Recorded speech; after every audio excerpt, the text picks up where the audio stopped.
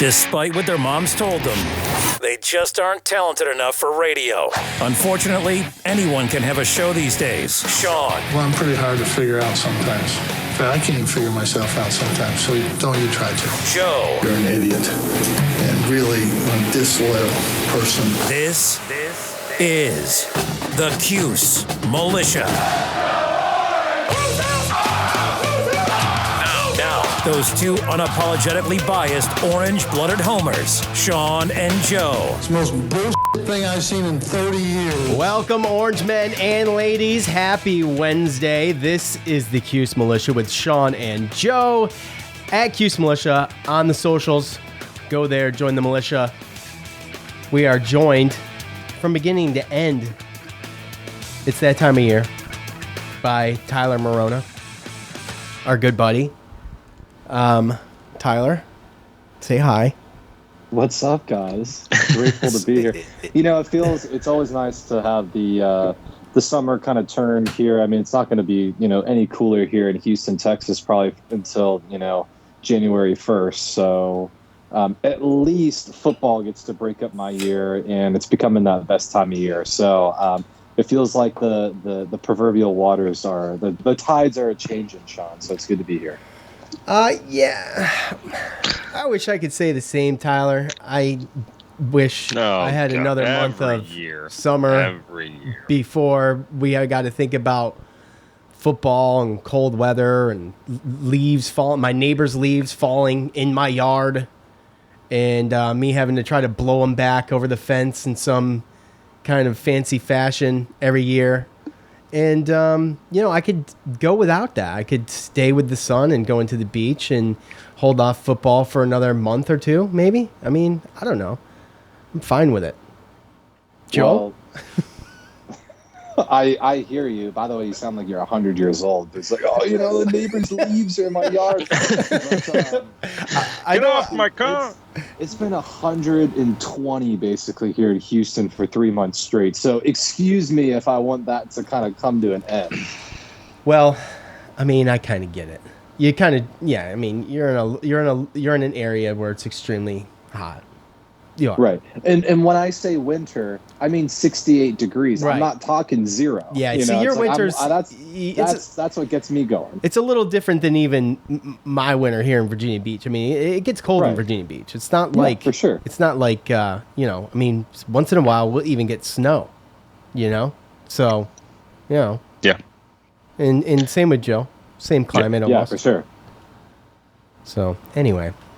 Look, we have got some fun for you this evening. First, we're going to do some buy-seller holds, mostly listener or follower submitted.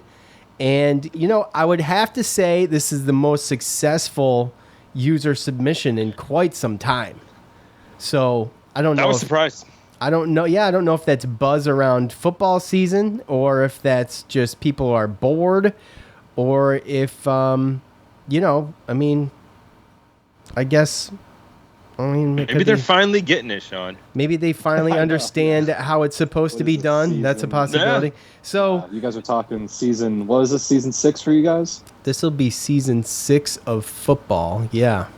Yep. Yeah. So just give it 6 years. People finally catch on. But yeah, maybe it's a little 50-50. People finally getting it, and this is one of the most interesting teams in a while for Syracuse. So it's an intriguing time. It's an unknown excitement for me. Correct. And that's hope springs eternal. Right. Yes. But I have done this to myself before. But what makes it like that, Sean? What? What makes it feel that way? Well, I'm excited really about felt like that since Dungy's year, right? I'm really excited about the returning players. I felt really, really good watching the players on ACC Media Day and thereafter with some of the videos that came out done by even SU and a couple other places. So that always kind of sets the mood. You can kind of tell the way they come off, whether or not they're excited or not. So really what did it for me was the last episode, the ACC Media Day, listening to Garrett Schrader and just knowing that, I feel like this is going to be a huge opportunity for him, and he feels like he knows that, and he's going to grab the bull by the horns. Got some new coaches. I mean, it just feels like it should be exciting. The disappointment or the unknown part that makes me nervous is that it's Syracuse. And the schedule. And the schedule's brutal. 5 preseason ranked opponents, right? Right. That's just classic Syracuse, though. Like, yeah, leave it to our conference to just be like, screw us. Like, yeah. Hey, play Clemson, and then, by the way, go on the road and play Clemson, and then go home and play Notre Dame. Clemson, Notre Dame, Pitt. I mean, and then Florida State, Wake Forest. I mean, depending on what happens with Sam Hartman, I haven't heard what's going on with him or how long that's going to be. But I mean, you're talking about 5 top 25 teams in 6 weeks, and that's right after your bye. So I mean, that's crazy. So, and that's after you've already played Louisville, Purdue, and Virginia. So yeah, it's definitely tough. But schedule. I think the one thing that makes me excited, I think, is that you look at this team and it's like it looks like there's like the most pros for a Syracuse team here for a little while. I mean, I know we had that one year where we had the 3 defensive backs. But, I mean, we got linemen that are probably going to go to the pros. We got linebackers that are going to go to the pros. To me, it just looks like between that and also it was really the additions of all the coaches. Finally getting a special teams coordinator and an actual pretty good one. And then also getting our quarterback a quarterback coach and not just one guy that's an offensive coordinator and a quarterback coach. And considering that those two coaches have been together since, I mean, BYU when they turned Taysom Hill into an NFL quarterback, I just feel like that helps us way more than I think a lot of people think about. Yeah, I might add in one other point on that, which is I feel like beyond the professionals on this team at several levels, because there are professionals in the defensive back and linebacker. Defensive line is completely unknown. Offensive line is looking like it with Bergeron, but I would also say that this team is probably the most talented top to bottom. I think there's less variance between number 1 and number 105 than there's been even in the 10-3 season. So I would say I think so too. There's a lot of talent returning. Even if Pilot Schrader is just nothing, like we have several 4-star quarterbacks behind him now. That's never happened. No. I mean, we when in recent years between Schaefer and Babers, I mean, we had non-scholarship quarterback. I mean, walk-ons were out there playing sometimes as a starter. Yeah, that was bewildering to say the least. Yeah. So I mean, as much as it was some great stories and stuff like that for some of them, it didn't really turn out too well. So I mean, I agree. When getting Del Rio Wilson from Florida, Valari from Michigan. I mean, we just have a bigger quarterback room. And I mean, imagine if Lamson never got hurt, he was showing promise in the spring game. So I think that quarterback room is as deep as it's been in a very long time. If not ever, If not ever. Recruiting rankings, go off of those. But right. Who's to say? I just saw something on CuseNation.com. I don't know who it's from. I have to assume Stephen Bailey, but that Dan Valari is testing out a role as wide receiver or something like that. So, I mean, yeah, Well, there's been a lot of things. And Sean, I know you're going to kill me about the whole lockdown thing. All right, but here's Joe. Here's Joe bragging on his favorite podcast. He loves it, boy. Let me tell you, he loves it. 5 stars from Joe. I'm just saying, if you have guys, subscribe. If you have guys that have gone and if you've subscribed, is that what you said, Tyler? Yeah.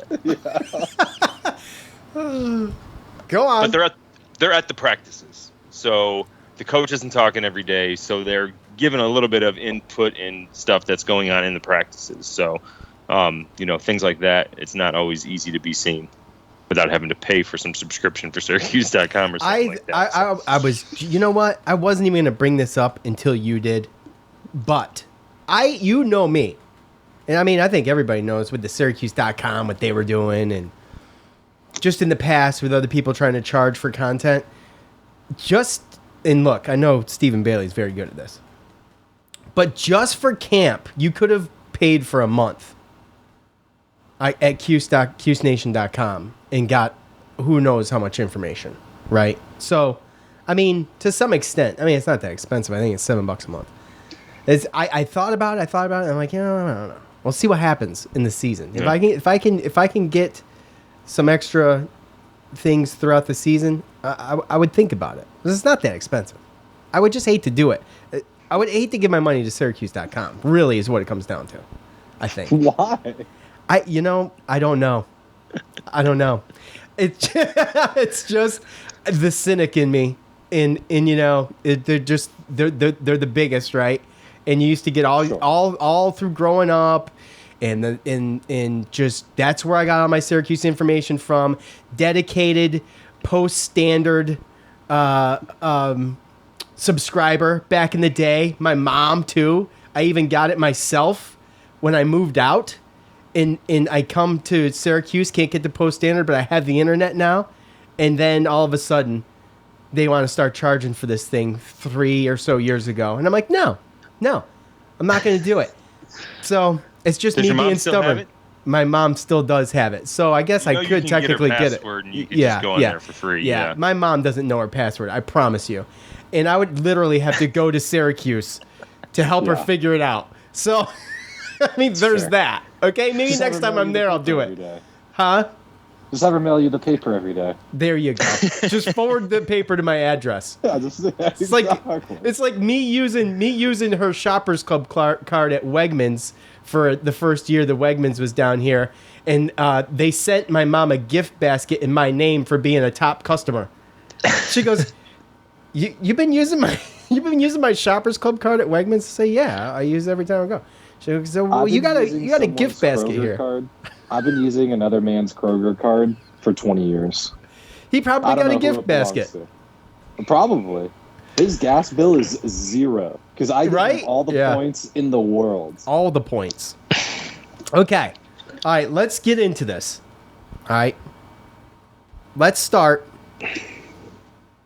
These are out of order for me, so I have to remember to go back. Remember, there's 8 of them. So if we don't do 8, say, Sean, we're at 7.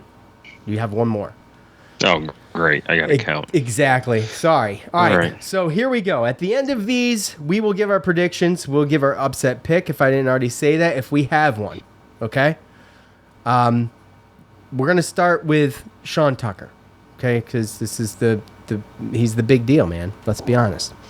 I'm going to give this to you first, Tyler. Buy, sell, or hold. Wait, hold on. Let's do this. Let's do it this way. Sean Tucker will eclipse 2,000 yards rushing this season. Submitted by at Baptized by Fire 7 on the Twitter. Buy, sell, hold, or partial buy, all purpose. Oh, interesting wrinkle. I like all purpose. But, okay, so here's the thing. I'm just going to talk through this real quick. If you get to 2,000 yards, or if Sean were to get to 2,000 yards rushing, there needs to be one game in there where it's like 335 yards. I'm being serious. Because, like, Louisville, Clemson, somebody's going to hold him to under 100. It's just the nature of the beast. Even the best running back has an off day because they're going to put 12 guys in the box, right? Like they're going to have the stands in the box. So there is an FCS opponent on our schedule, and he did literally go out of his mind against the one last year against Albany. But that all being said, I can partially buy, but I cannot buy 2,000 yards on the turf rushing. Joe. Yeah, I think I'm going to sell all of it. I think that going kind of piggybacking off what Tyler said, we play some really good teams this year. And last year you looked at, Schrader and Tucker, they both, I think they ended up with like 26 rushing touchdowns together. They know, teams know what our strength is. And they brought in these coaches, but they're going to make Garrett Schrader beat him with his arm. No doubt about it. They're going to put people in the box. There's teams that are not going to let Sean Tucker and Garrett Schrader just run all over him. It's just not going to happen. So I think he's still going to have a good year, but I think that we're going to have a lot more yards through the air, I think, this year. And then also too, I think that we brought in some backs that can provide a little bit of spark and help. I think LaQuint Allen, they said, has been playing really well, and they think that he's actually going to end up being the number 2 just because of his receiving skills. So I think there's a situation where, I mean, we could be better, and I think that Sean Tucker could even have maybe possibly more rushing touchdowns, but not getting the yardage eclipsed with that, just because I think it's going to have to get spread around more for it to work. Otherwise, like you said, they're going to load the box, and it's over. That's what they started to do at the end of the year last year, and that's why we lost so bad. So you would have to be extremely well with the ball through the air, and I think that, you know, I do think Schrader's going to be better with that. But, man, that's a lot. That's a lot. What was 1,445 last year? What did he have last year? Who, Schrader? No. Tucker, Russian. Tucker? 1496. 1496. Okay. That's a lot. That's a lot. That's a lot. That's a lot. We all watched it. It was a lot, right? Yeah. So to get 2,000 all-purpose, man, I think. Look, I kind of like that one. Man. If you can't run him, you throw it to him, and I just feel like if he doesn't get, I'd sell on the ground. But I'm with Tyler on the all-purpose. I think that's totally possible. I'd put my money on that just to see what happens, because if Schrader can open it up a little bit, and I think he's got a great opportunity to, and I think he can. But we'll see early. I think, you know, he's going to be a target everywhere. I mean, the dude's going to be a target everywhere, and it's going to be difficult. That's Well, I completely forgot about the fact that Schrader also runs. So naturally, by him eating yards, it's just going to take away from Sean. But is he going to run as much this year? I don't think he runs as much this year as he did last year. I just don't think it's... I mean, I hope not as well, but the guy is very fast. Like, my point, well, he's not going to screw around back there. That's for sure. He's not going to screw around. I'm not talking about I'm talking about design runs to where Schrader just might catch, and this is the part that could also in turn help Sean with catching, which is like, it's very possible Sean catches a ball 1 yard in front of the line of scrimmage and then just runs it 79 more yards. That's where the most of those yards for both gentlemen are going to come from, is when it's like the play should have been 2 yards, but it went 60 or 70, you know, in that regard. So that's how those inflated numbers happen, at least.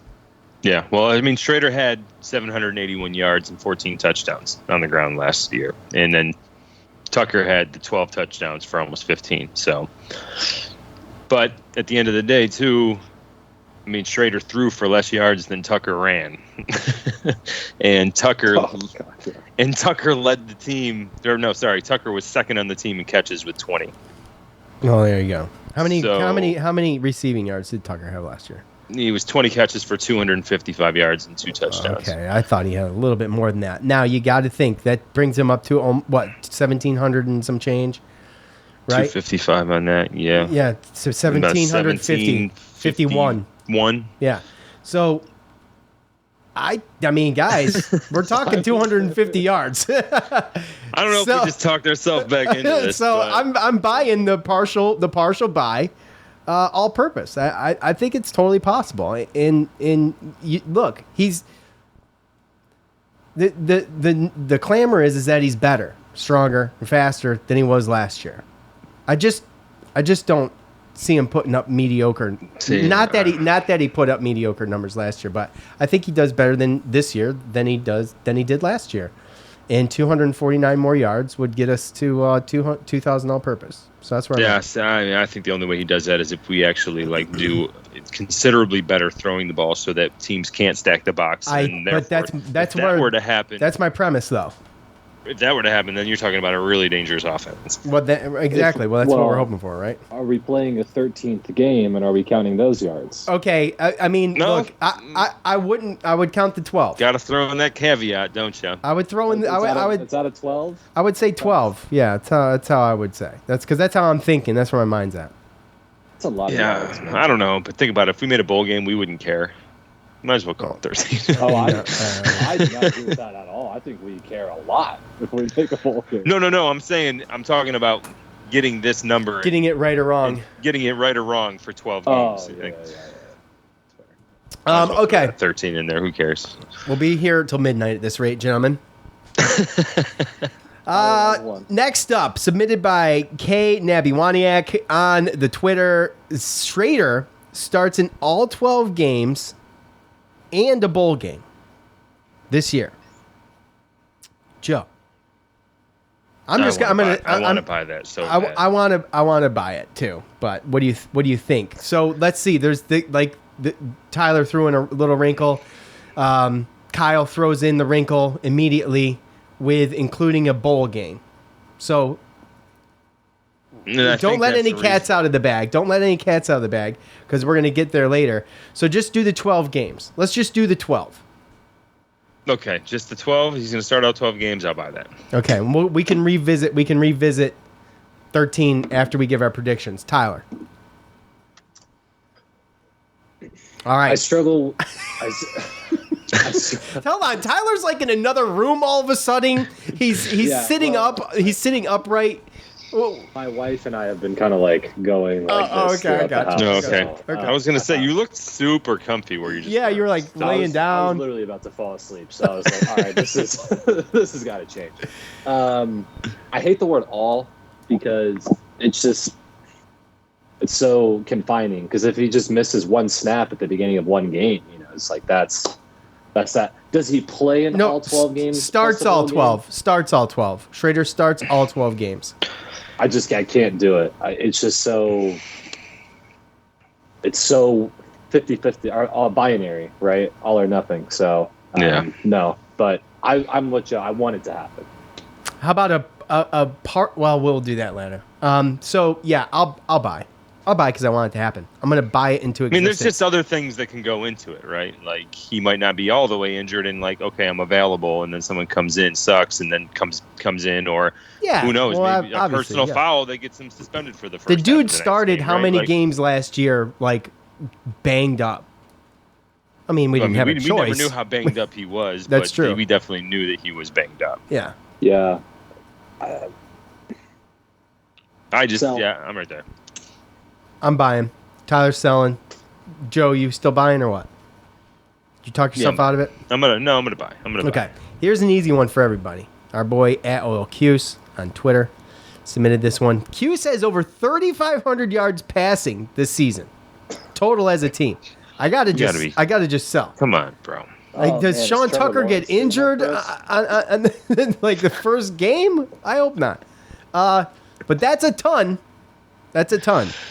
And it's just too many for me to put my money on. I'm sorry. He threw 1,445 yards passing last year. DeVito 388. So if you even give Garrett maybe those other games, then maybe he gets to like 2,000. But 3,500? Come on. That's a lot of. Yeah, that's a lot. I mean, that's like first round pick numbers. So it's as a team. So to your point about other quarterbacks. Somebody's playing. getting drafted in the first round with 3,500 yards. So let me see here. I'm looking up real quick. Ryan Nassib, his best season passing for the Orange was 3,750.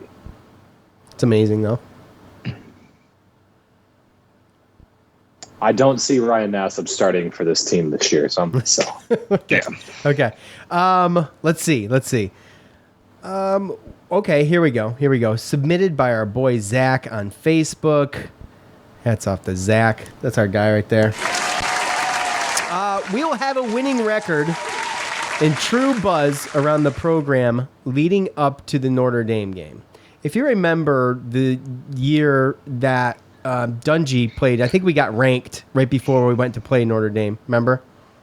Yeah. And then he ended up getting hurt like very quickly, and it was a disaster. But it's something to that effect. So Louisville, Connecticut, Purdue, Virginia, Wagner, NC State, Clemson going into Notre Dame. Some true buzz around the team leading up to that game actually being something worth watching for people who are not Syracuse or Notre Dame fans. Okay, that's Didn't DeVito play that game? He did. He did. No, he didn't start the game. Nope. He tried to finish it, and he did. Oh, that's right. I forgot about that. That's when like Eric Dungy went down. He hurt his back. Like, literally like shot in the back. Yeah. Man, that was tough. Yeah, and then DeVito almost connected on one of the most beautiful passes down the field, but I believe Taj Gibson dropped it. I could be wrong, but Taj Gibson. Taj Harris? Player. Taj Harris. Yeah. Sorry. It's all good. Tyler, what do you think? I'm buying it. Okay, I like that buy. I would buy as well. And it's based purely off of nothing other than pure hope. Joe. You're talking about before the Notre Dame? I'm talking about, listen, we will have a winning record and a true buzz around the program leading up to the Notre Dame game. The winning record is tough. See, if that was leading up to the NC State game, I feel like that'd be a way easier buy. Yeah, but the Notre Dame game is like almost smack dab in the middle of the season. It's you know. Yeah, but it's also coming off of playing NC State and Clemson back to back. I mean, no one's making you buy it. You can do whatever you want. No, I get it. Yeah, I'll buy it. Okay, well, that's bold. It's not a confident buy. Mine's not either. In fact, my predictions that I already have written down totally conflict with my buy, but that's okay. But if we are the team that we want us to be, then I do see a way of 5-0. So okay. I mean, if we think that we have a chance against some of these other teams in the back half, I mean, we're probably not going to go 5-0. Those are some tough teams there, but I mean, 3-2. If we go 3-2 that first 5 and then lose to NC State and Clemson, yeah. I don't want to give everything away, but well, this is just a bunch of ifs and buts, right? Yeah, yeah. I mean, I see a possibility of you're talking about 3-2 to start. I mean, there's 6 games before you could start. I see a path 7 to 5-1 going into NC State. I mean, it's really one juggernaut there. 4-1. Who? Purdue? I'm sorry, 4-1. Purdue or Louisville? Louisville is my juggernaut. Yeah, that's the first game of the season. We don't know what we're going to be looking at, you know. Yeah. We're going to learn a lot. We're going to learn a ton that game. Exactly. And the Louisville preview is next week, so I don't want to do too much work on that. Just to clarify, you are saying that Clemson is not, in fact, a juggernaut? No. Leading into the NC State game, I said. My bad. I see a path of 4-1 heading into the NC State game. That's fair. NC State, that's an interesting program. I think the ACC at large is really dependent on what NC State does this year. I mean, the depth of the conference really kind of relies around. I would either say it belongs to them or Louisville or us. I know that's a very large grouping, but if any of those 3 teams are legit good, it makes the conference very, very good this year. Like, very, very good. If Clemson's back and Notre Dame is as advertised. Because the other side of the conference is really, they have done a lot of work in a very short amount of time. With Miami doing what they've done, with Pitt actually becoming a real program, which, it's terrible to say, but it's true. Yeah, it's true. Virginia is obviously going to be going downward. Duke and NC's University of North Carolina are always very, very variable from year to year. But, man, our division is just it's tough. Just is what it is. Yeah. So did we all buy that? I think we all did. I'm buying it, and I'm buying it off of heart. I'm buying it off of heart, and I'm skeptical of my own buy. I feel like I'd be pissing money away, but I'm gonna do it anyway, just in case. So okay. Good odds. All right. Here's one. I got here submitted by Alex on Facebook, kinda. Okay, so I changed it up a bit. I basically did the opposite of what he did. Okay, but you kind of get the same result. Okay, look, Dino follows us. I wasn't going to copy and paste his buy, sell, or hold. I just didn't. I don't know how often Dino's on Facebook, and he's the only one I care about. I just don't want him, being like unfollow. I'd like to keep that one for at least this football season before he mutes us or unfollows us. Okay, like many have. All right. Okay. This will be Dino's year of redemption, putting all the rumors about his job, losing his job to rest. Buy, sell, or hold, Joe. That's going to be my hold. That's going to be my hold. Gosh, I didn't even give the hold rules. What? That's good. You're supposed to get one hold, but I was hoping everybody would man up and be decisive. That's okay, though. I mean, I don't see where you're going. I don't see a situation where if he finishes, where there's gonna be fans that are gonna be like, oh, like for instance, if we go a certain record and we don't play a certain 13 game, doesn't mean we're actually that bad because of the schedule. Or if we go 7 and whatever, or play some BS bowl game, like there's still gonna be fans out there that aren't gonna be happy unless we're 8, 9, 10 wins anyway, and they're going to be calling for his job anyway. So I just don't see a scenario where, right? But we're not talking about the fans calling for his head. We're just saying, it'll be his year of redemption after the past couple years, because I think we were all in agreement, at least you and I, Joe, that coming into this year, he had to produce, or his head was going to be on the chopping block. Right. I really wasn't on that bandwagon, just basically because of the changes that they made in coaching, and sometimes it takes more than one season. But we've been doing it takes more than one season because he changed coaching since he started. Well, after that Dungy year, he lost so many coaches that he brought there to other jobs. At some point, though, we got to have some consistency. I mean, I get it, but at some point, when do we stop becoming the revolving door of coaches? Well, yeah, I mean, I understand that, but you gotta do with what you got. I get it. I'd argue that going 5 and 7 every year is very consistent. Yeah, well, that's true. Well, there was that COVID year. Well, yeah. Oh gosh. So you're holding, Tyler. What do you say? What do you say about Dino's redemption year, putting the rumors to rest about his job? So, did you guys see the article that said that I think he still has like north of 15 million or something like that as a buyout? Something like that, yeah. That tells me that it doesn't matter if I buy, sell, or hold. Like, he's coming back. And then next year would be the deciding year. Because, look, I mean, if we're going to talk the stipulations on whether or not the middle of the meat of that schedule is kind to us or not, only time will tell. But in this scenario, okay, we go NC State, Clemson, Notre Dame, Pitt. If we go 0-4 during that stretch, I don't think that the boosters or the alumni base comes up with $15 million and then has a name in mind to go out and hire and raise another $20 million. So, I'm at a loss. I will say buy, because I do think that what he does is the team plays for him this year and that they do very well with what they have. However, what does that equal? I think it equals one more year of coach. I think it shows like, hey, I know how to build a program. We're just in a really, really competitive conference. We're getting there. And then the true test is next year. So I will buy that it puts him to rest for now. But does that last forever and he has a lifetime contract as a result to this question? No.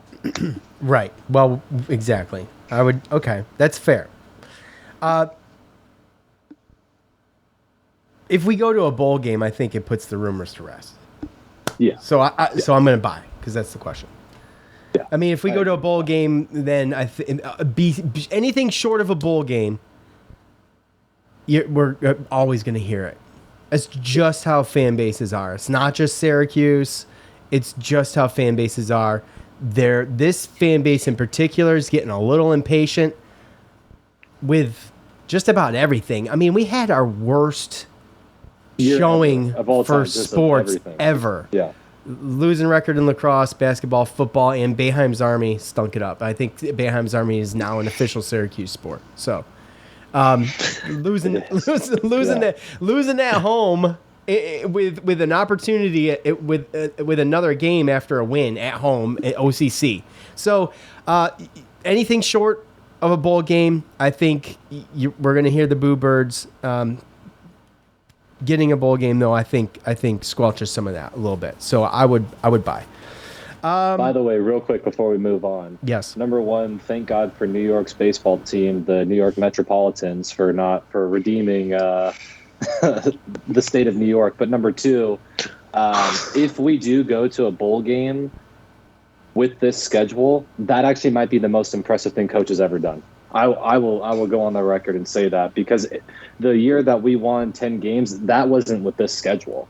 That was with the worst ACC. The worst the ACC has been besides last year, and maybe even worse than last year. And we took advantage of the opportunity that was given us, gold plated. They took what they could get when it was in front of them, for sure. This year we're earning something by going to a bowl game, and that's something I think this team's better. Has never done.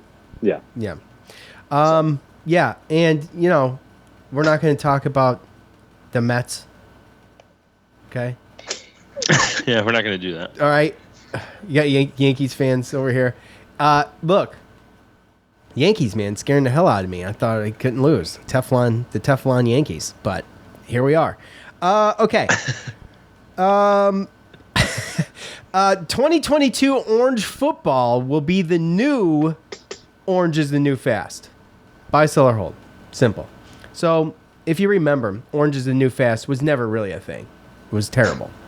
It was a terrible marketing scheme or something. I don't know who come up with it or what happened there, but it didn't fit the mold, and it was very premature. No, it's kind of tough to be fast when you're not faster than the teams you're playing. Well, that amongst many other things.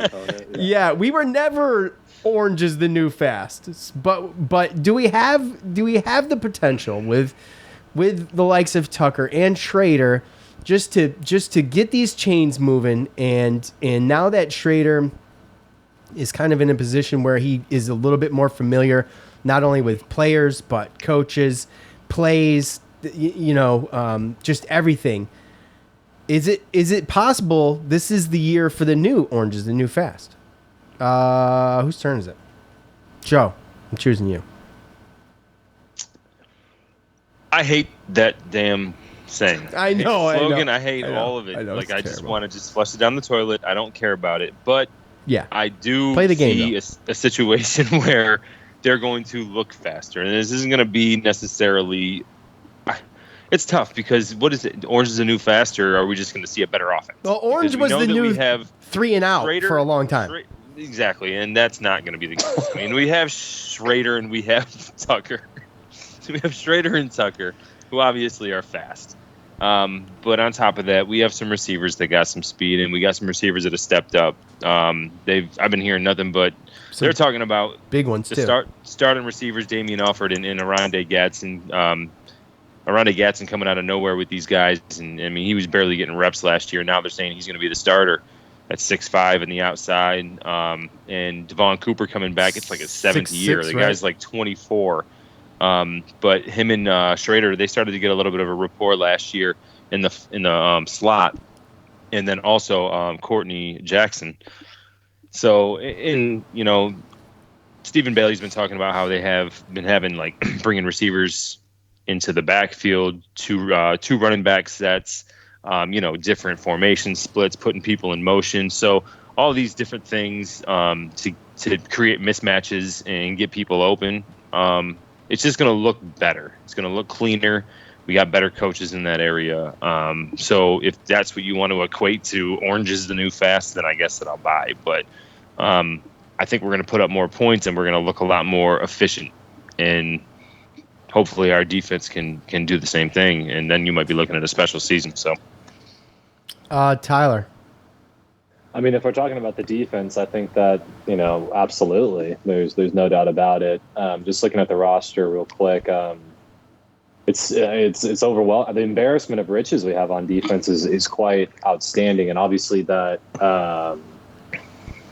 brings a smile to my face as a former defender. But it's interesting. Gadsden and Alford, that's what's going to determine everything. Their ability to get separation, or potentially just a little bit of separation with that height advantage, 6'6" and 6'5", that is real deal size and speed. And anywhere in the ACC, big. Clemson likes that model, the big, tall, bulk wide receiver, and they all go play in the NFL. And so Coach was like, hey, look, Coach Babers is like, hey, look, there is a model. Maybe they're not the 5-star guy, but can they be something in 2-3 years? Well, that's where we're at right now with both of these guys. Alford got, dunked in the water real early as a true freshman, but heck, we needed it. So the backfield is completely spoken for. It's really out wide, and I think that's where it comes down to. And if they can run, we run. I think it'll be great. So you buying? Yeah, I buy. Okay. I again, Sean, I wanted to sell too, but the whole slogan's just stupid. That's kind of my point. It was a marketing scheme. It didn't work, and it is something we mocked the past, not so much last year, but the couple years before that. Well, we had no choice. I mean, right. And I mean, we just never saw it be successful. I don't really know what the team looks like, but I just don't think they're gonna have to be living. And I like Tyler's points about the receivers for sure. Yeah, I mean, because I was gonna sell, and he's making me rethink. But I'm gonna stick with selling, just because all I care about is that this team, like Joe said to his point, is that it's more put together, less sloppy. You need guys catching the ball. And if you can outrun them and you can reach over top of defenders, it doesn't mean anything unless you catch the ball. Also, it's got to be put in the right spot. And we just haven't seen a ton of that. So without that... And go ahead. There's other guys, too, on the bench that have shown out. Amari Hatcher. Yeah, I mean, there's... Trevor Pena. So, I mean, there's guys that are ready to come, too. So, it's like... Agreed. At the end of the day, if those guys don't work out, but, I mean, they're saying player of the camp is Aronde Gadsden as far as, like... the jump that he's made from last year, because Alford was ahead of him in the depth chart, and all of a sudden now he's starting next to him. Alford had played some good games last year. He had some clutch plays. I think he was the catch at Virginia Tech. Virginia Tech, yeah. That was the best game that team played, start to finish, the entire year last year. Yeah. And Alford, he was clutch. He had 13 catches for 249 yards and 2 touchdowns in that game. No, in the season. I was going to say, holy cow. Lord. My gosh, what did I miss? Okay. All right. The fans on that, by the way, I forgot to do this. So I'm going to be I'm going to be going back and redoing it, but it's fine. 2022 Orange football would be the new Orange is the new fast. 49% sold. 28% bought, 23% held. Dino's redemption year, 40% bought. That, dispelling the rumors that this year he will do good enough to stop the Boo Birds. We'll have a winning record and true buzz around the program leading up to Notre Dame. The fans said buy 47%, sell 39%, 14% held.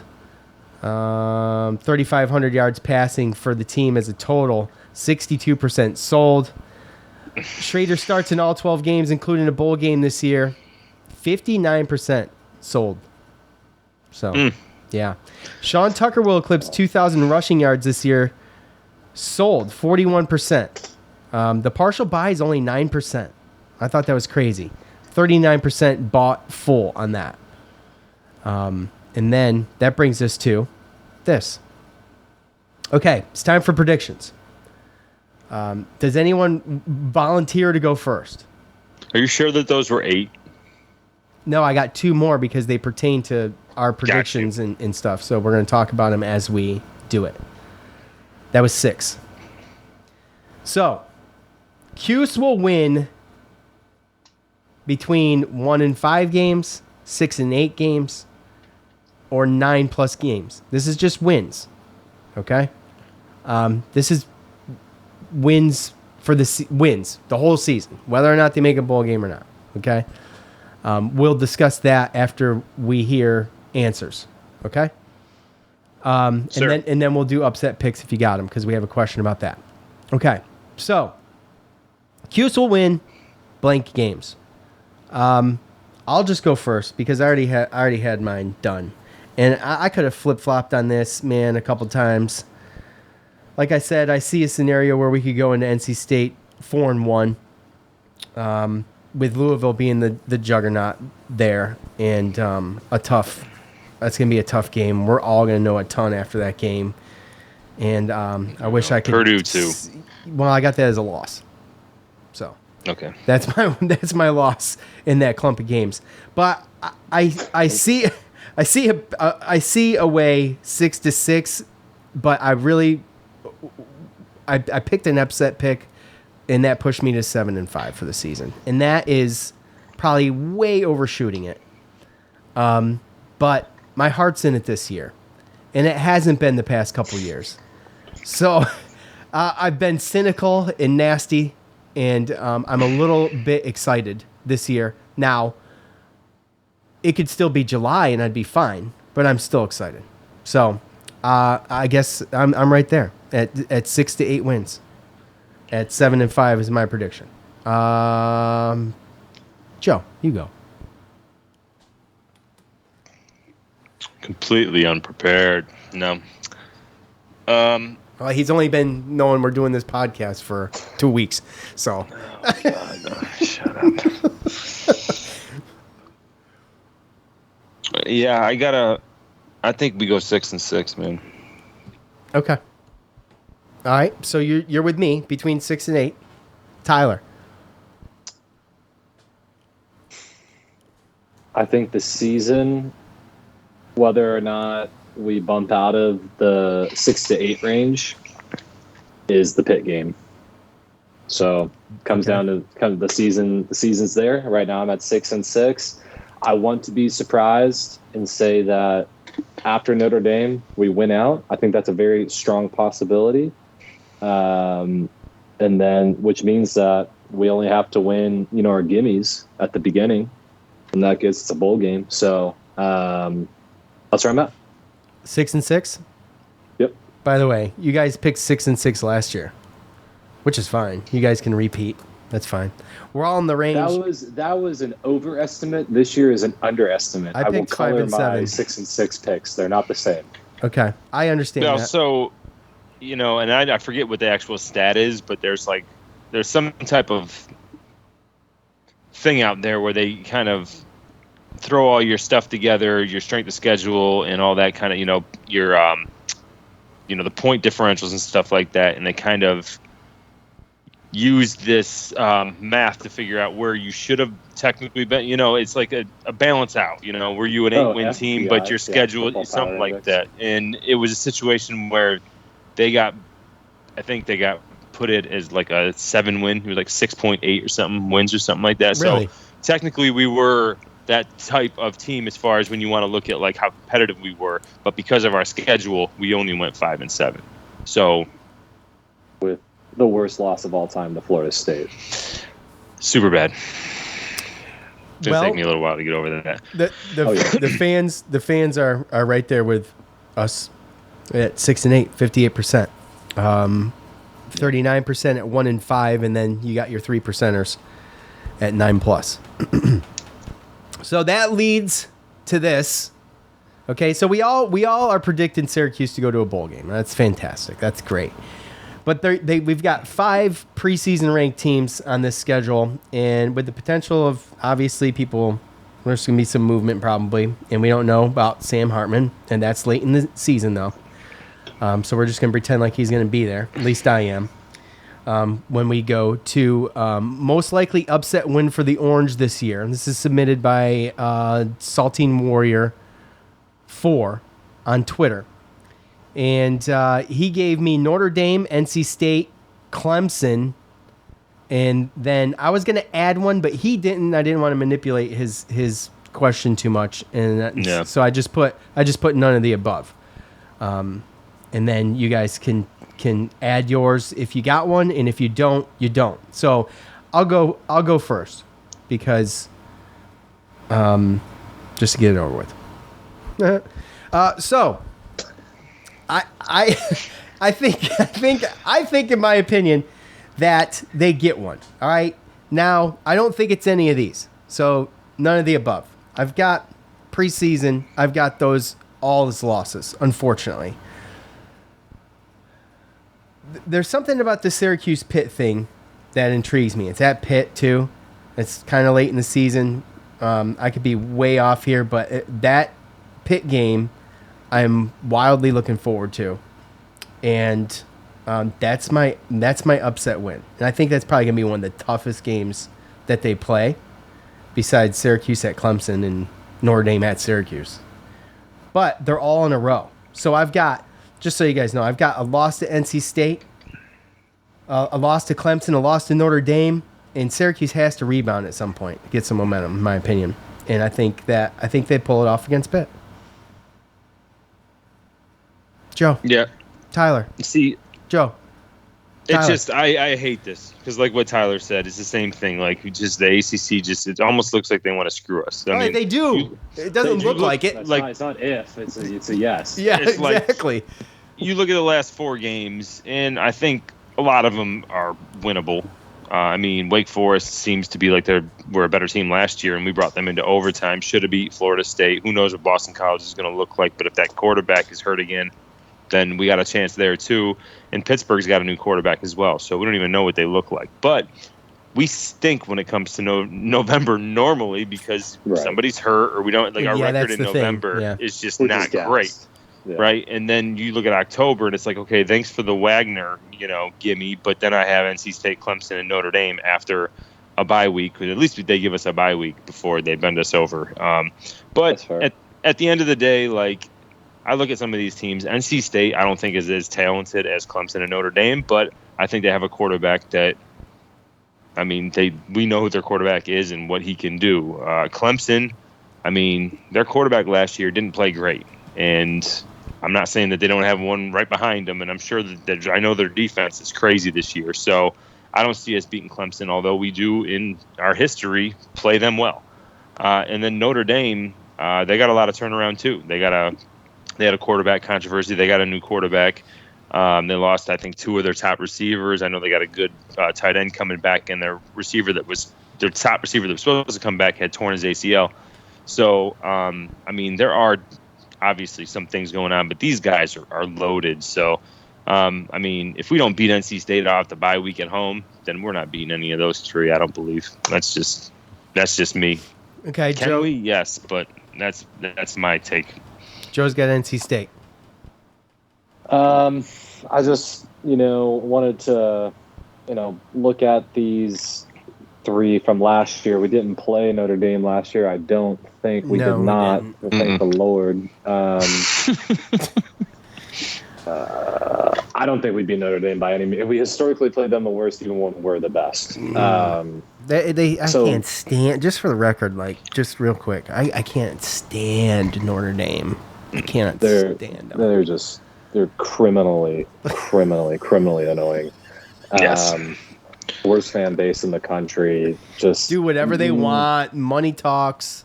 We dip our toe in 30 different waters. We're maybe in the Pac-12 as we play SC and Stanford every year. We play 5 ACC teams. We want to be in the ACC in basketball just because. Right. It's great. It's a great conference. We're going to always MF everybody because we should belong to the Big Ten, and we're always going to flirt with leaving. So it drives up the price for everybody. We're independent. It's just terrible. We're independent. Just terrible. So except for basketball. Except for everything else. Yeah. Lacrosse too. Baseball, basketball, everything they're in the ACC. Volleyball, field hockey. We destroy them in everything else. How that is allowed is that's crazy. How that's allowed is just beyond the pale. I mean, how? It's gonna happen. Money. With anyway, I'm sorry, like Tyler. 35 teams will. I was gonna say eventually 35 teams are just gonna leave the NCAA and be governed by the college football playoff, and they're gonna just duke it out for like a real championship. And like a real league, Yeah, it's headed that way. Anyway. I just jabbed Notre Dame because I know you are gonna piggyback on it. So go on. I was just trying to rally you up. Lifelong grudge. Yeah. So we lost last year 3 games in a row consecutively, 30-33, Florida State, 37-40 in overtime against Wake Forest, and then we lost 14-17 to Clemson. Historically, we play, of the best teams that we play are Clemson and Pittsburgh. But I don't think Wake Forest is going to be that hard of a game, to be honest with you guys. I think that their best of what they had has gone, and now it's kind of unproven guys. I think what could really be an issue is I just think that NC State is just trending the right direction as a program. I really believe in their coach. I really think that they have something good going on. So I think that as a program, they're better. I don't think that's my upset. I think the upset either comes from Clemson or Pittsburgh, and I know that's weird to say. But if I were to pick of those, I would say maybe we go get one at Clemson this year. Okay, I mean, hell, I would trade mine for that, but I do like just for the finger in the eye, but the Pitt one I really want because I want that one too. I'm tired of losing to Pitt. Basketball and football lately has been brutal for Syracuse versus Pitt.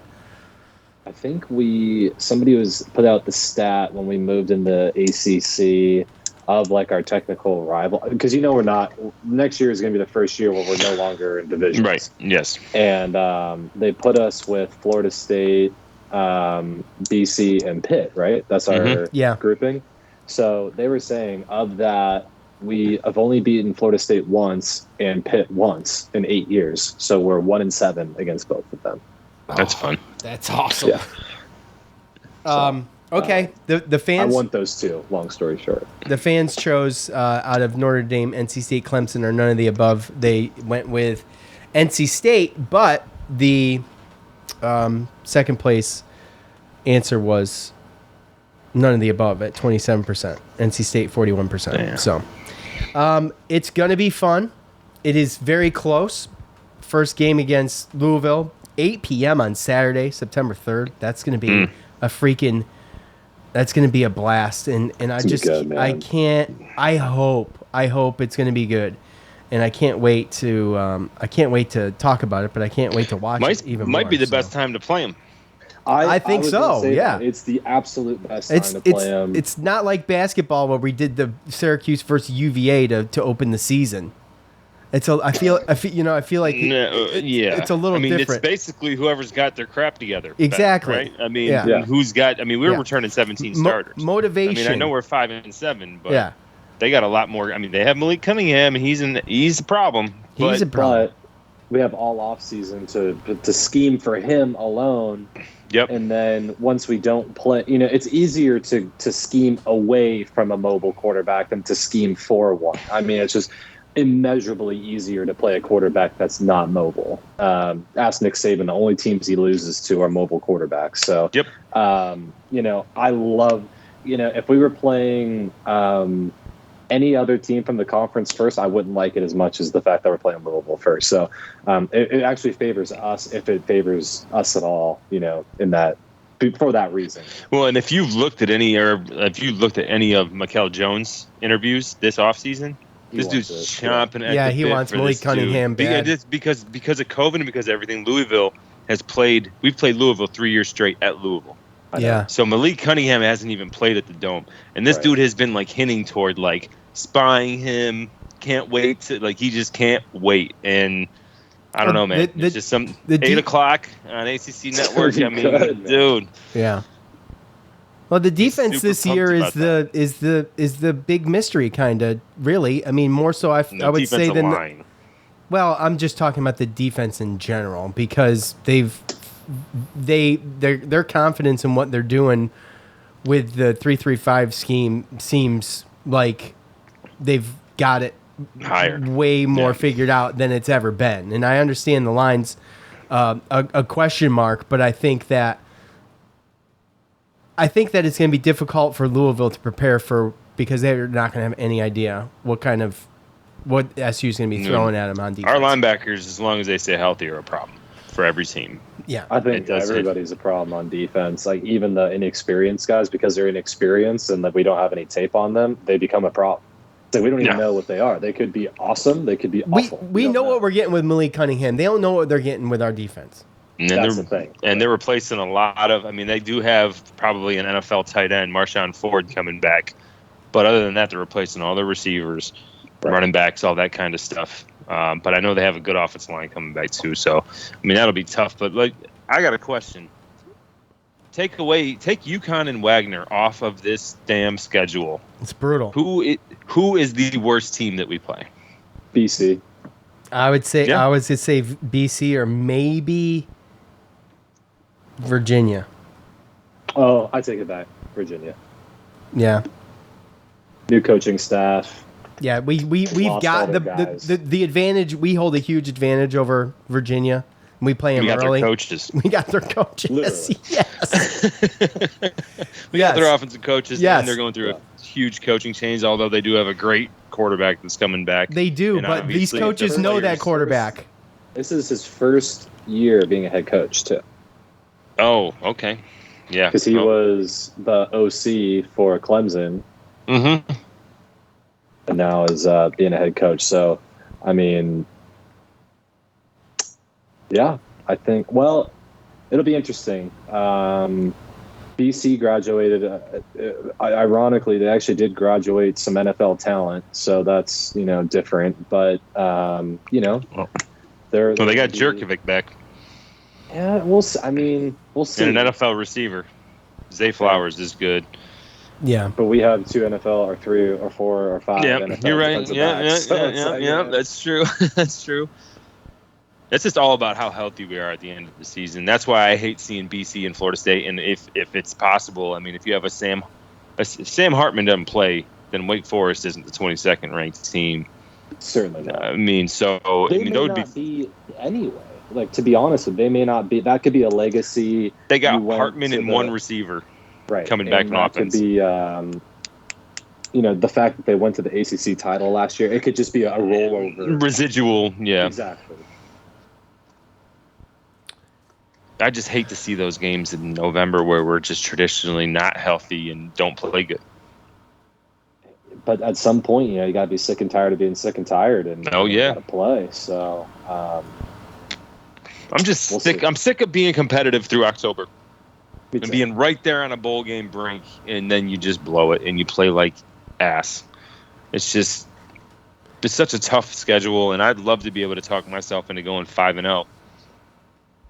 Especially considering that we play everybody tough at home, and then we have that at UConn.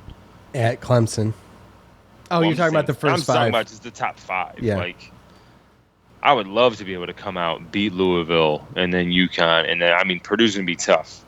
Purdue's going to be tough, no doubt about it. But imagine if we win that game and then imagine if we were 5-0 going to that, and we'd be ranked coming out of a bye week playing NC State. That would be a primetime game. You're probably right, man. Or we'd be 5-0. That'll get you a ranking. They'll give us a ranking to go play NC State, and then they'll say like, okay, we'll see how. Yeah. That's what they did to us versus Notre Dame last time. It's true. Although that year I think we finished the 12th best team in the country. So it was a warranted ranking. Yeah, that's true. It did kind of stick at once the season ended. It redeemed itself. Yeah. Yeah. So this could be one of those years, man, where we could be 7-5 and legitimately a top 25 team. They won't give it to us, but right. You know what I mean? It's we played the second hardest schedule, and they're like, well, they came out winners. That's the one thing I hate about football. They don't look at the strength of schedule, so it don't matter. Like is starting to. Are they? They're starting to. At least on the back half, they do get. But they always put in 11-0 UTSA or Houston, or they always want to get one of those teams, and they'll always screw a team that's a real meat of the conference. Like that would be a perfect example where they'd just be like, no, Tulsa undefeated, your guys are out there in. So yeah. Well, I mean, the year we won 10 games, they picked us to finish last, right? And we even lost some games that year that we should have won. That wasn't the year we beat Clemson, but we lost a close one to Clemson, and then and Pitt in overtime, right? So, and then there was the Notre Dame game that was just a debacle. But but like you said, that was not this schedule, and no, certainly not. It's just a situation where we could be a better team than that year and play better this year, and still the schedule doesn't show. We go 5-7. And then nobody sees us in a bowl game, and they don't go back and look and see, oh, man, look at that guy's schedule. He probably should have been, you know what I mean? So that's the one thing I hate about that stuff, because at the end of the day, I do think that, I mean, we have a bowl team as far as when you look at talent on the roster and depth. No doubt about it. No doubt about it. But you got to go through this resume. Yeah. I just hate that it's an arbitrary number. What's that? It's just it don't matter what your schedule is. Just 6 wins. Boom. Cut it down. Oh yeah, I know. We need quads. You might as well just you might as well just play a bunch of bullshit teams in the. Bring quads to football. Let's get net rankings. That's what they're trying to avoid now, right? Is by they're the conferences are starting to realize that it's like, hey, look, when the other side of the conference, when the Coastal was just absolutely horrible, and teams were going, 6 or.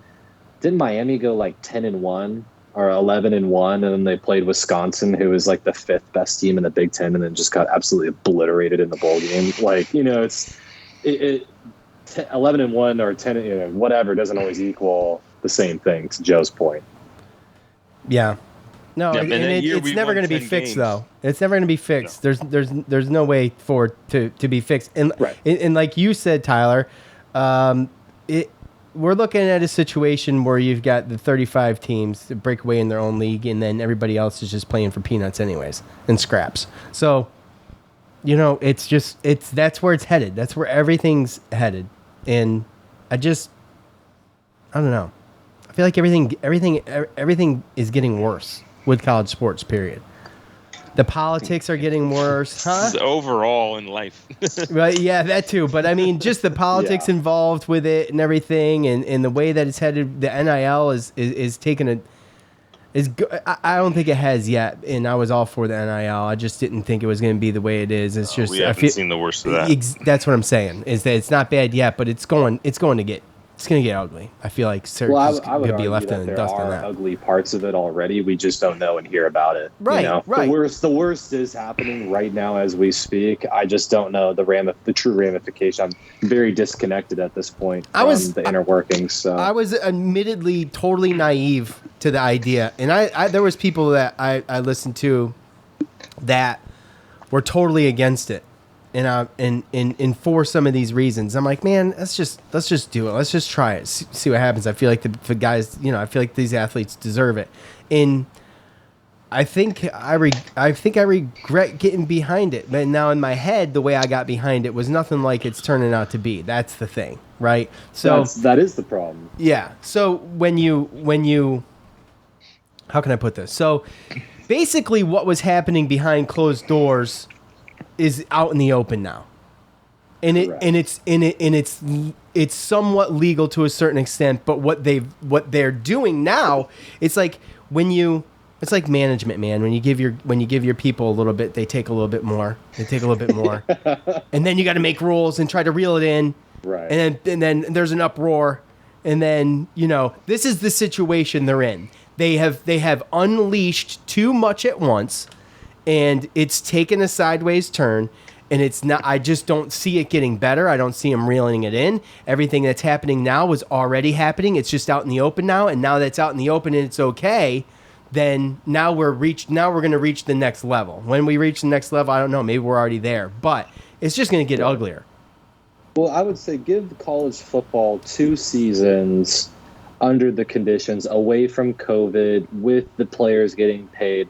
Like, I want to actually see what the product on the field does the next couple of years. And here's why I say that. USC, traditional power, they became not good because they cheated and paid their players. Now they can do that legally. Right, okay. Exactly. Miami used to be the power, and they got in trouble because they paid their players. Now they can do it legally as well. Okay, so now these other powers have propped up, and Alabama's always been there. I get it. Ohio State will always be there. Same thing.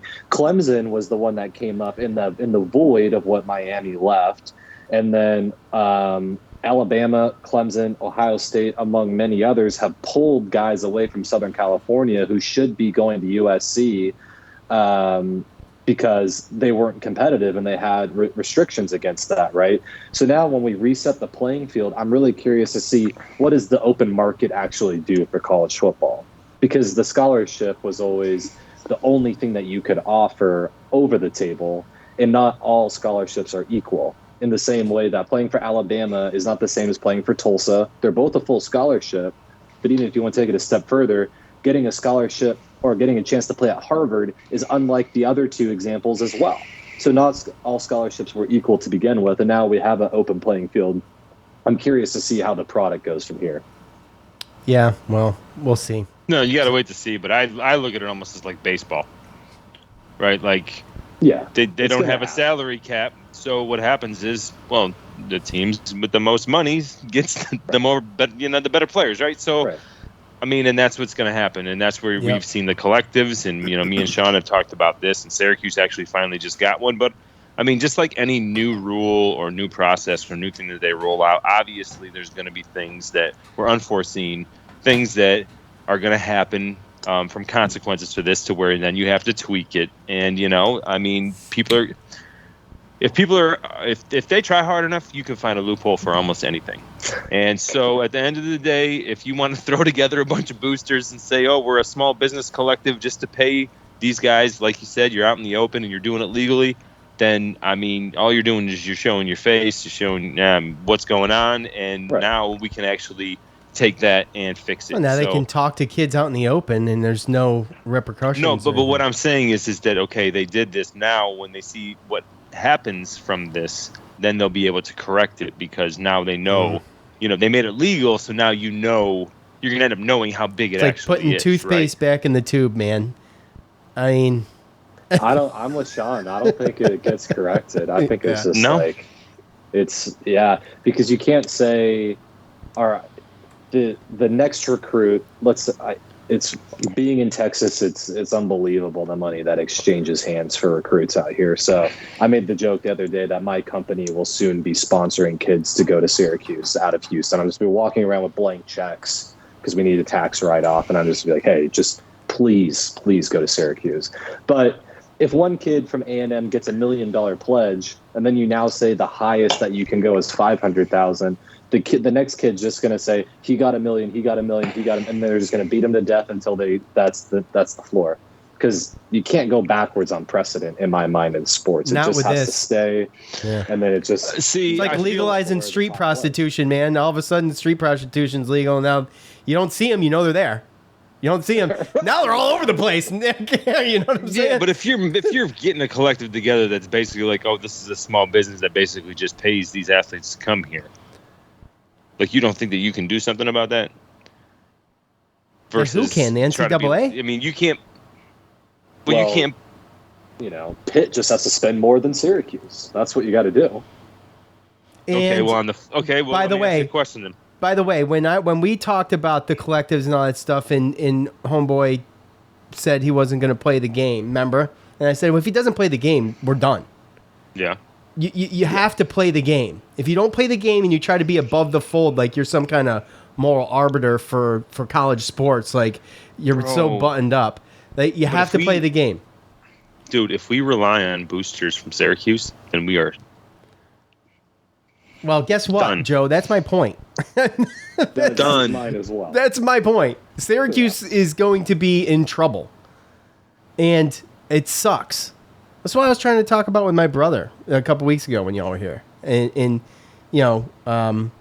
it's just the blue chips will be the blue chips, and then where everybody else is lagging behind. We'll never catch up. So we talked about these 35, right? These teams, like 35, 36 teams that are going to, create these super conferences. Syracuse in or Syracuse out? I don't think so. I don't think so. No. I think we're the Division 1A that's left over, but I don't think we go. Yeah, we may be the best among what we got left, or along with something like that. So. Yeah, something like that. Yeah. BS and Duke. Yeah, battling it out for the Natty. It's like watching AAA baseball, Duke, Syracuse, Northwestern, and Vanderbilt. Yeah. I mean, which is good. If that's where your team plays, that's where your team plays. I mean, that's what you watch, right? But it's not the big leagues, man. It's like watching Bush League stuff compared to that would be like Cup being Series. a AAA fan over an MLB fan. Well, yeah, exactly. Exactly. Let me ask you a question, though. On the flip side, do you think that, like, you know how sometimes players in the NFL, they get that second contract after that rookie contract, and they just kind of... What do they do? Wait, what do they do? I missed that. There are players that once they get paid, like you have your rookie contract, right? And then you play and you prove yourself. And usually the main big contract, your big money maker, is your second contract for NFL players. Right. Sure. Isn't there a max rookie pay salary though? There is. There is. Yeah. And it's not much, right? Which is why you're motivated to play hard through your rookie contract to get that second contract, and that's going to be your moneymaker, whether it's with the team that drafted you or not. Right. And gotcha. A lot of those players, not a lot, but there's a percentage of those players that they get the money and then they kind of check out. They don't play as hard. They don't have the motivation, right? They don't See you later, made mine. So, does that happen in college? I think so. Yeah. Okay. It happened when they weren't getting paid. Yeah, exactly. And these guys want to play 1 year. You know, I mean, for what it's worth, it's going to look more and more like college basketball to that effect. I mean, I push back a little because if the NIL deals, because here's you bring up a great point, Sean. If I'm an NIL guy or a supplier of funds, I'm writing it into the deal. This will go away if you don't play, because this is for your performance on the field. This isn't because now we got contracts. Drive to Syracuse, right? You know, and live here. That's not what this is about, my friend. I'm paying you to be happier. I am depressed when my team loses. You are supposed to make me happy. This is what these funds are for. I'm literally buying myself out of depression. So that being said, hey guys, let's collect. If you don't play, money's out. If you go out and spend all this money partying and you don't play good, then guess what? I just became a fundraiser. Money back. Yes. Yeah. So that's how I would see it. And I know that Southern minds would think similarly to me. So, yeah, it's a game. It's going to be interesting. It can be interesting. To see. Interesting shit show. Yeah, one of the two, both. But okay. Different. For whatever reason, we've talked about NIL. I don't know how many times, and I feel like every time we talk about it, it is a different conversation. That's how convoluted the whole thing is and has become. And I'm sure we'll do this again, and it'll be a different conversation down the road. Probably will be. Tyler, we appreciate you coming on, buddy. We'll see you next year. It's been great. That's it. I'm just playing. Come on, man. I'm just playing. Look, we didn't get you on as much. See, look, I always like to have like a James Zuba to get basketball here and there, or Tyler Morona to do some football here and there. Last year, we didn't do anything. I don't know why. I don't know what it was. Maybe coming off of just getting back into the swing of full-time fans in and all that stuff. But we got to have you back. So bug me. When you're available, or you got something to talk about, you got to let me know. Because we'll just have you on. There's no doubt. Okay. My brain has kind of been just, idling, but Syracuse football comes back, I come back to life. So I'm waking up. The bear is leaving hibernation. Again, as always, the offer stands. If you guys want some connections or some phone numbers or some intros to some other guests that might be a little bit, more, connected to the program, I'm an open book. I'm always willing to make that happen. So you guys let me know. Well, I will always keep that in mind. I'll always keep that in mind. For whatever reason, we never take advantage of those opportunities, Joe and I. So just do a different show. I mean, I don't know. It's probably a lot of wasted opportunities that have passed us by.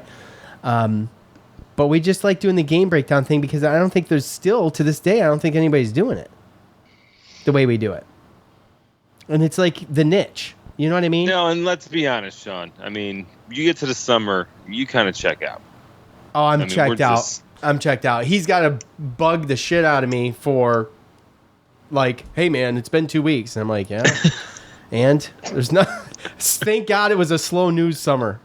That's all I got to say. It was an irregularly slow news summer, outside of when we got the quarterback transfer. But, which honestly, it leads me back to question number one, which is just kind of what we started talking about at the beginning, which was, the fact that there was no news, it was positive news. And I think that's what kind of is building this, allure around the team. And so, it's not like we're trying to fire our quarterback and we're trying to do this, that, and the third. Like, we're actually just going straight ahead, and it's exciting. Yeah, can't wait. This is it, though. This is it for Sean's podcast vacation. Next week is the... Yeah, it's done, buddy. Next week's the Louisville pregame, and then we're full throttle into football season till November, and we get to do the overlap, which is always my favorite.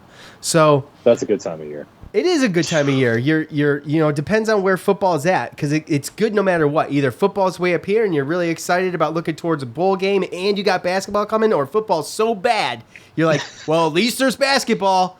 Right. Let's go. So speaking of which, are you going to be any good at basketball this year? I feel like they're going to be good. I got high hopes on all of this, man. I do. There's some unanswered questions. There are unanswered questions, but there is also talent. Judah Mintz. It's all on him. Jesse's coming back. Jesse's coming back. Yes. Jesse's playing right now. Jesse's playing overseas right now. He did something. He's been playing for the Netherlands. Yeah. Okay. Yep. Is he fouling out in the first 5 minutes like he does for us? I hope so. Hopefully he gets it all out of his system. That's what we're hoping. That's why Coach sent him over there. They're talking about Gerard playing off the ball, being a two-guard. Yeah. So I think refreshing. Because that's his position. Correct. But, I mean, other than that, we got some guys to, a lot of time to wait Benny that Williams one out. in our recruiting Benny class. Williams also doing something in the offseason. U.S. East Coast team or something? Yeah. Some tournament. Yep. Nice. So, yeah, I mean, look, I think he's going to be a star. A kid's got so much potential. But anyway, I digress. Agreed. All right, Tyler, once again, thank you. We will see all of you back here next week. As I said, we're going to be full bore into football season, and we'll have Tyler back too. Maybe we'll do something around going into NC State, maybe during the bye week or something. So, all right, for Joe and Tyler, I'm Sean. We're out. Peace. Tyler, they can't hear you nod your head, bro. He's got nothing.